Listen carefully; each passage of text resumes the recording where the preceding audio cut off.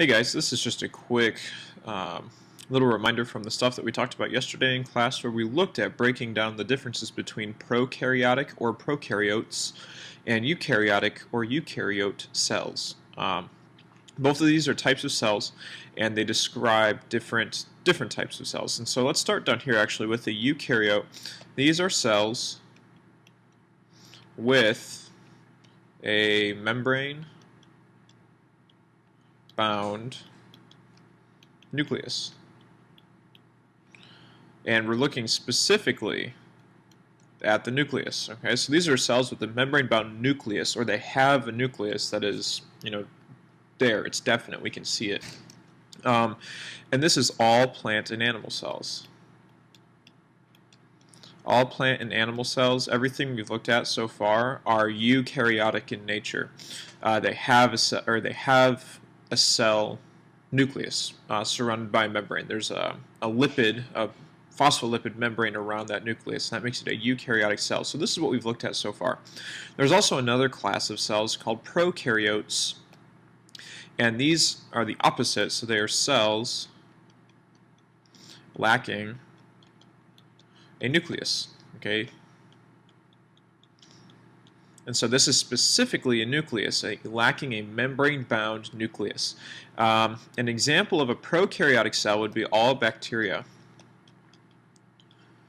Okay, they are all bacteria. When you get sick, you have a bacteria in you. They are prokaryotic in nature. They do not have a nucleus. And so I've got a picture here of a prokaryotic cell. There's a couple things I want to point out. Let me blow this up a little bit. Okay. So this is the general structure of a prokaryotic cell. Let me get a pen turned on so I can see what I'm doing.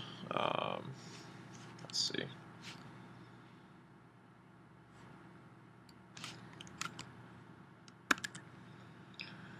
Okay, so this is the structure of a bacterial cell.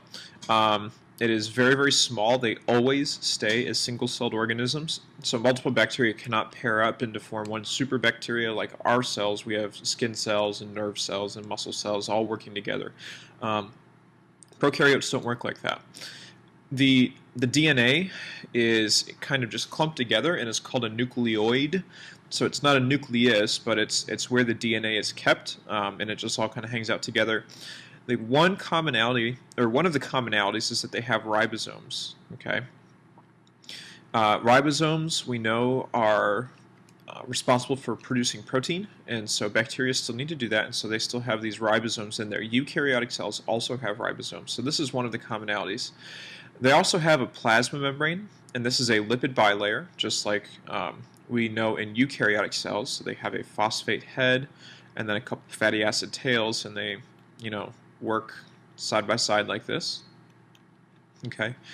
The other thing that eukaryotic or prokaryotic cells have, rather, is they've got a cell wall in a capsule. So these are two things that are unique to prokaryotic cells, and I want to make a note on this. The cell wall of a prokaryote and the capsule, these are both polysaccharides.